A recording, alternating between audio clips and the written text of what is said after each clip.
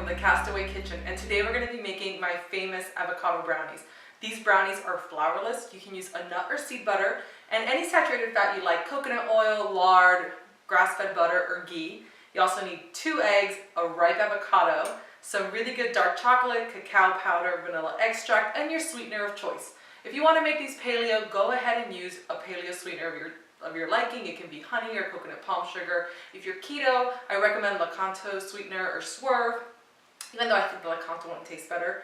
You can also use the Chalk Zero Honest syrup if you don't do sugar alcohols, or Yacon syrup, whatever works for you. That's the name of the game.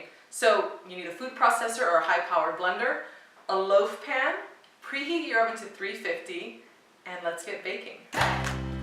Start by cracking 2 large eggs into your food processor. It's always recommended to bake with room temperature eggs for best results. Next, you're going to add in your ripe house avocado to the food processor. If you're working with a larger variation of avocado, just make sure it's 1 ripe and 2 about a cup's worth of avocado that you're adding to the recipe. Your next ingredient is going to be your nut or seed butter. The most important thing here is to use an unsweetened variation, and also make sure that it's 100% nut or seed butter without any added oils or ingredients. Followed by your saturated fat. I'm using lard for a dairy-free version. You can also use butter or ghee.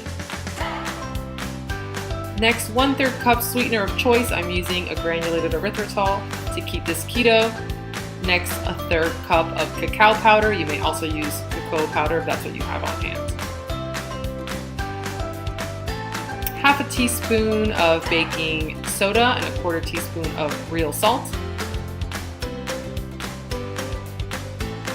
1 teaspoon of vanilla extract.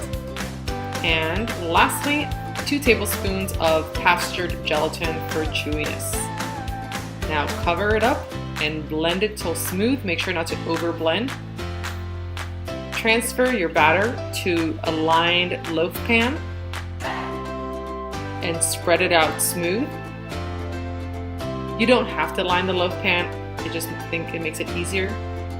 Top with chopped up dark chocolate. You can add nuts. I like using a really good dark chocolate that melts into delicious ooey gooiness. If you use chocolate chips, they won't melt like this. Make sure to let it cool when it comes out of the oven for at least 10 to 15 minutes, and then cut it up and enjoy. And you probably should share, but you don't really have to. Get the full recipe at thecastawaykitchen.com. These are my famous avocado brownies, the most popular recipe on my website for the last 2 years.